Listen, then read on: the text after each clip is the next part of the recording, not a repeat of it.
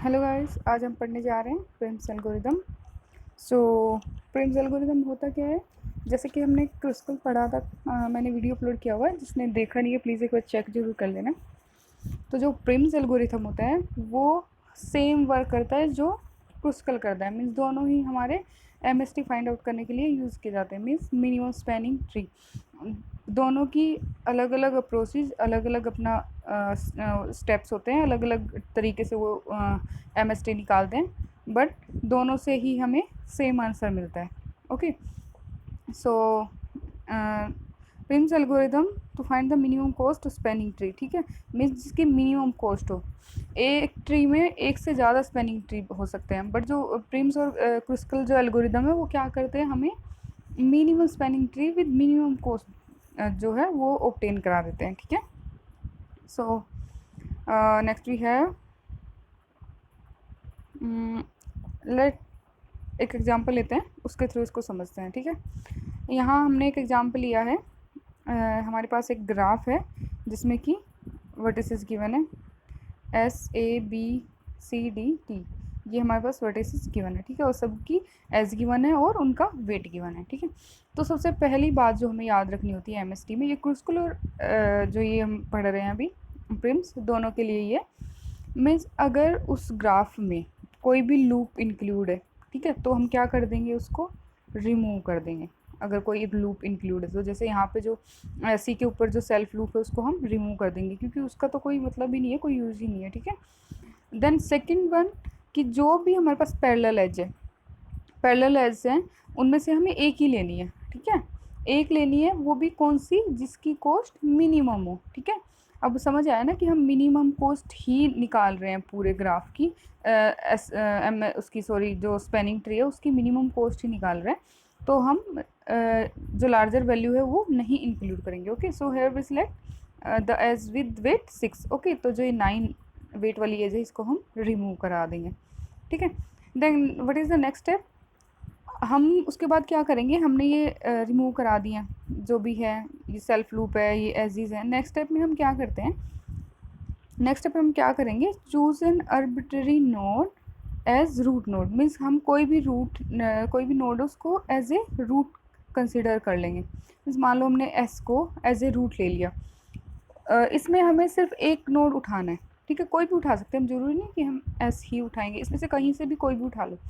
ठीक है, मैंने एस उठा लिया। ठीक है, एस से हम स्टार्ट करते हैं, मान लो अब हमने एस ले लिया, वहाँ से हम स्टार्ट करेंगे और फर्दर ऐड ऑन करते चले जाएंगे एज इज वर्टिसेस। ठीक है, और जब तक करेंगे तब तक कि सारे वर्टिसेस कवर ना हो जाए। ठीक है, तो अभी नेक्स्ट हम देखते हैं, हमारे पास थर्ड स्टेप क्या है, वही जो मैंने बताया कि एक वर्टिसेस हमने सिलेक्ट किया, देन उसमें जैसे हमने यहाँ पे एस सेलेक्ट किया, अब हमने देखा कि एस के पास 7 और 8 दो एज हैं, एक का वेट है 7, एक का 8, बट हमें मिनिमम चाहिए तो हम 7 वाली उठा लेंगे।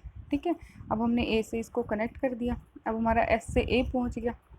Then we what we do, अब हम ए पे हैं, अब ए हमारा ये लगा लो कि सोर्स नोड है। ठीक है, अब हमने क्या करना है कि ए से जो भी एजेस निकल रही हैं उनका वेट कंसिडर करना है। ठीक है, फॉरवर्ड नॉट बैकवर्ड, अभी हम पीछे नहीं देखना, एस से ए आ गए तो एस की तरफ जो है उसका वेट हमें नहीं देखना, आगे कहाँ जा रहा है वो वेट हमने देखना है।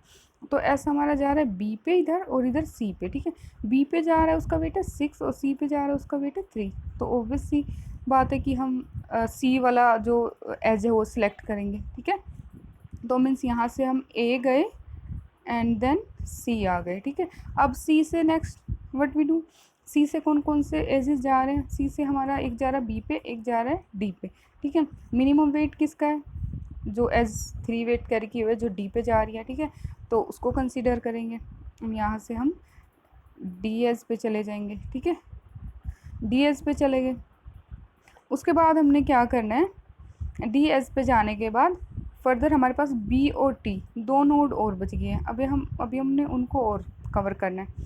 एक बात देखो, अब हमारे पास यहाँ से हम एस ए सी और डी तक पहुँच गए, अब हमारे पास ये डी पे आने के बाद अब इधर भी दो है, इधर भी दो है, तो कोई भी ले सकते हैं, ऑब्वियस बात है, कोई भी ले लेंगे। जो मिनिमम यहाँ पे कंपेयर कर रहे हैं तो इक्वल नंबर, दोनों की वैल्यू इक्वल ही है, तो यहाँ से लगाओ, हम टी पे चले गए।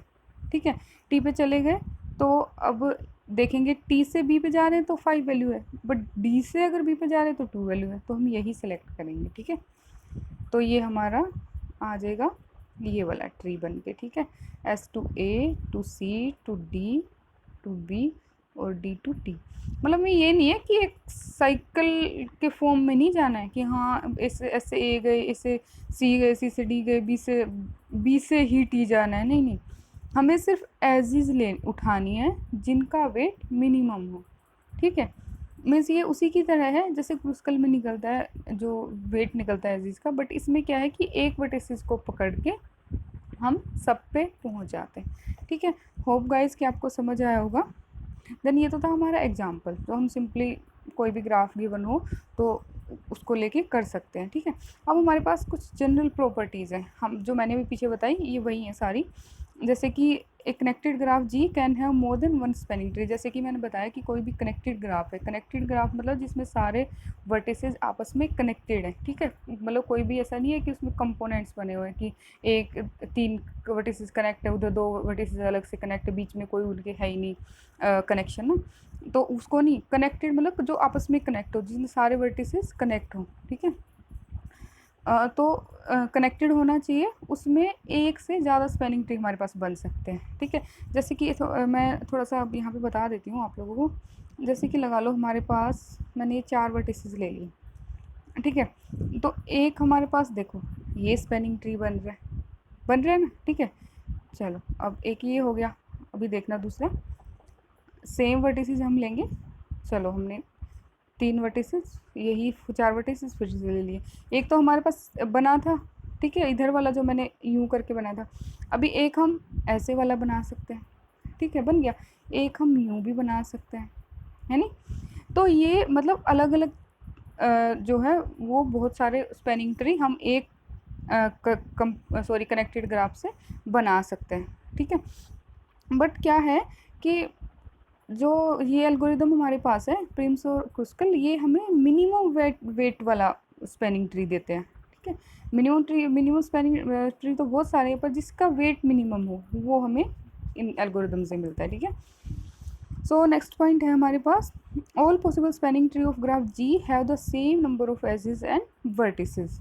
ऑब्वियस सी बात है, सारे वर्टिसेस कवर करने होंगे तो वर्टिसेस तो सेम रहेंगे ही, और नंबर ऑफ एजेस भी सब में इक्वल ही होती है। ठीक है, मतलब वर्टिसेस का तो सिंपल सा फंडा है कि भाई सारे वर्टिसेस कवर करेगा तो सारे वर्टिसेस इंक्लूड होंगे ही, चाहे वो कौन सा भी स्पैनिंग ट्री हम बना लें, सारे वर्टिसेस कनेक्ट करके ही बनेगा, तो सब में इक्वल होंगे। बट जो नंबर ऑफ एजेस होती है वो भी सबकी सेम ही होंगी। ठीक है, तो अगर आप बना रहे हो अलग अलग स्पैनिंग ट्री तो काउंट करके देख लेना, अगर किसी की नहीं मैच हो रही है तो मतलब वो स्पैनिंग ट्री नहीं है। ठीक है, एक ये तरीका हो गया। नेक्स्ट है the spanning tree does not have any cycle. बताया था मैंने कि लूप रिमूव करने होते हैं, पैरेलल एज रिमूव करनी होती है, लूप भी सेल्फ लूप भी लूप हो गया, पैरेलल एज भी हमारी लूप ही हो गई। जैसे 2 वर्टिसेस है, ये पैरेलल एज हो गई इनकी, तो ये लूप ही हुआ ना। जैसे एक पॉइंट पे सेल्फ लूप हो गया, बट है तो ये भी लूप, तो मतलब लूप चाहे वो सेल्फ लूप हो चाहे दो वर्टिसेस के बीच लूप हो, उसको हम रिमूव करा दे। ठीक है, वो तरीका मैंने आपको बताया कि किस तरह से रिमूव करना है। ठीक है, नेक्स्ट हमारे पास है removing one edge from this spanning tree will make the graph disconnect. ये बोल रहा है कि हम स्पैनिंग ट्री से अगर कोई भी एज निकाल देंगे तो वो हमारे ग्राफ को डिस्कनेक्ट कर देगी। हाँ, ऑब्वियसली कर देगी, क्योंकि हमें तो मिनिमम स्पैनिंग ट्री चाहिए होता है, और हमारे पास 2 वर्टिसेस के बीच में एक ही एज गिवन होती है। तो जैसे मैंने आपको बताया था इधर कि हमें जैसे 4 वर्टिसेस लेके मैंने एक आपको स्पैनिंग ट्री बनाया था, तो ये बोल रहा है कि अगर एक एज को निकाल दो, यहाँ से मान लो ये वाली एज मैंने निकाल दी तो डिस्कनेक्ट हो गया। हाँ, तो डिस्कनेक्ट हो जाता है, तो उस स्पैनिंग ट्री को हम क्या बोलेंगे, मिनिमली कनेक्टेड। ठीक है, मतलब ये मिनिमली कनेक्टेड है, कनेक्टेड तो है बट मिनिमली। नेक्स्ट पॉइंट हमारे पास क्या है, adding one edge to the spanning tree will create a circle और लूप। हाँ, अगर मान लो हमारे पास जैसे मैंने यही लिया था, ये वाला हम स्पैनिंग ट्री ले रहे हैं, तो इसमें हम कोई भी कोई भी एज अगर उसमें ऐड कर रहे हैं तो हमारा सर्कल फॉर्मेशन हो जाएगा। हाँ, जैसे मान लो मैंने यहाँ से कोई एज ऐड कर दी या यहाँ पे कोई एज ऐड कर दी, तो ये सर्कल बन गया। ठीक है, सर्कल फॉर्मेशन हो गया। ये हमारा ट्री कैसा हो गया, मैक्सिमम साइक्लिक। ठीक है, ये मिनिमल कनेक्टेड और ये मैक्सिमम साइक्लिक। इतनी इंपॉर्टेंट फॉर्म्स आया नहीं, बट फिर भी पता होना चाहिए। ठीक है, ओके गाइज, अब हमारे पास वो तो थी जनरल प्रॉपर्टीज़, अब हमारे पास आ गई मैथमेटिकल प्रॉपर्टी, जो कि बहुत ही ज़्यादा इंपॉर्टेंट है। Mathematical properties of spanning tree. General properties तो सभी को पता होती है मोस्टली, बट जो मैथमेटिकल प्रॉपर्टीज़ होती है, जो न्यूमेरिकल हमारे एग्जाम्स में आते हैं नेट में या गेट में, या फिर जो यूनिवर्सिटी के पीजी जो लेवल के एग्ज़ाम्स होते हैं, या फिर किसी यूनिवर्सिटी में एंट्रेंस के लिए हम जाते हैं, मैंने बहुत सारे फेस किए हैं। तो उनमें जो ये मैथमेटिकल प्रॉपर्टी के बेस पे ही क्वेश्चन आते हैं हमारे, ज़्यादातर डिस्क्रीट और ग्राफ, इनमें तो इनके बेस पे ही क्वेश्चन हमसे पूछे जाएंगे, सीधे सीधे क्वेश्चन कोई नहीं पूछता, ठीक है। तो देखते हैं हम, सबसे पहले क्या है, spanning tree has n-1 edges where n is the number of nodes. कोई भी स्पेनिंग ट्री होगा उसमें जो एजिज होंगे वो जो नंबर ऑफ एजिज होएगा कि जो एजिज होंगे वो n-1 होंगे, कि वर्टिसेस से एक कम होगा। जैसे मैंने पीछे एग्जांपल लेके भी आपको बताया था, मैं फिर से बता देती हूँ। जैसे ये लगा लो हमारे पास 4 वर्टिसेस का एक ग्राफ वो है, 4 वर्टिसेस का एक मिनिमम स्पेनिंग ट्री है, ठीक है। तो इसमें एज कितनी है, 1 2 3 एज होगी, मीन्स n-1, ठीक है। तो ये हमारे पास एज मतलब n-1 ही होएंगे हमेशा, चाहे हम कितने भी वर्टिसेस का ग्राफ ले लें, ठीक है। नेक्स्ट हमारे पास क्या है, नेक्स्ट है from a complete graph by removing maximum e-n+1 edges we can construct a spanning tree. ये बोल रहा है कि कोई भी कनेक्टेड ग्राफ है, कनेक्टेड ग्राफ मतलब कि सारी जो वर्टिसेस है वो आपस में कनेक्टेड होनी चाहिए। लगा लो हमारे पास ये एक कनेक्टेड ग्राफ है, ये बोल रहा है कि उसमें से अगर हम रिमूव करा देंगे मैक्सिमम e-n+1 एजिज, e-n मतलब नंबर ऑफ एजिज कितनी है, 4 माइनस n क्या है, नंबर ऑफ वर्टिसेस 4 प्लस 1। तो यहाँ पे मीन्स अगर हम 1 एज यहाँ से रिमूव करा देते हैं, ठीक है, मान लो हमने ये वाली एज रिमूव करा दी, तो ये हमारे पास क्या आ गया, MST, ठीक है। एक ये पॉइंट हो गया हमारे पास। तीसरी बात हमारे पास क्या है, एक complete graph can have maximum n⁻n-2 number of spanning tree. ये सिर्फ कंप्लीट ग्राफ के लिए कंडीशन बता रहा है, ठीक है, किसी भी ग्राफ के लिए नहीं बता रहा है, कंप्लीट ग्राफ जो आपस में कनेक्टेड होएगा, ठीक है। कंप्लीट ग्राफ के लिए क्या बता रहा है, जो हमारे पास कंप्लीट ग्राफ होता है उसमें जो मैक्सिमम नंबर स्पेनिंग ट्री होते हैं वो कितने होते हैं, n⁻n-2। जैसे यहाँ पे लो हमारे पास, मैंने एक कनेक्टेड ग्राफ ले लिया, ठीक है, 4 वर्टिसेस का, सॉरी 1 मिनट रुक जाओ, हमारे पास ये 4 वर्टिसेस है, इसका हमने कनेक्टेड ग्राफ ले लिया, ठीक है। तो इसकी जो maximum number of spanning tree इस ग्राफ में कितने होंगे हमारे पास, वो होंगे n⁻n-2। तो यहाँ पे n कितना है, n है हमारे पास 4, ठीक है, और n-2 करेंगे तो 2, मीन्स इसमें से हमारे पास 2 ही MST निकलेंगे, ठीक है। करके देखें, करके देखते हैं, चलो ठीक है, इसमें से हमारे पास 2 ही MST निकलेंगे, ठीक है।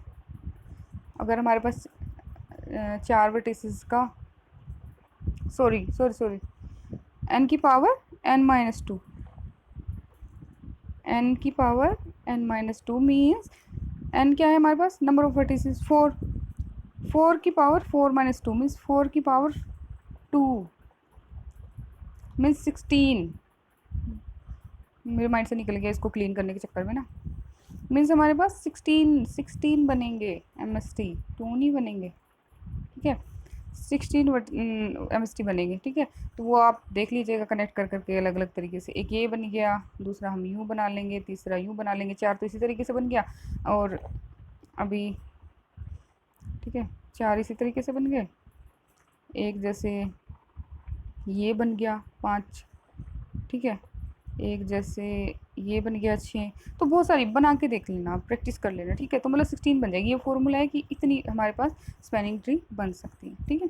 तो ये गाइज मैंने आपको बता दिया है अच्छे से कि प्रिम्स एल्गोरिथम से हम MST कैसे निकालते हैं, और साथ में कल क्रुस्कल करा दिया था, उसके बाद मैंने क्रुस्कल करा दिया था, प्रिम्स करा दिया था, और आज मैंने ये आपको ये करा दिए mathematical property of spanning tree, ठीक है। स्पेनिंग ट्री वही बताया था मैंने कल क्रुस्कल में भी, ठीक है। तो आपका यहाँ से 2-3 चीज़ें क्लियर हो गई हैं। तो नेक्स्ट अगर कोई टॉपिक आपको पढ़ना है इस टाइप से, इसी तरह से एल्गोरिदम से कुछ भी, तो प्लीज़ मेरे को मैसेज कर देना, किसी भी टॉपिक से कुछ भी पढ़ना हो कंप्यूटर साइंस में। ओके, सो होप कि आपको समझ आया होगा और मेरा लेक्चर भी पसंद आया होगा। सो गाइज़, सब्सक्राइब करें, कमेंट करें, लाइक करें। Thank you so much, bye.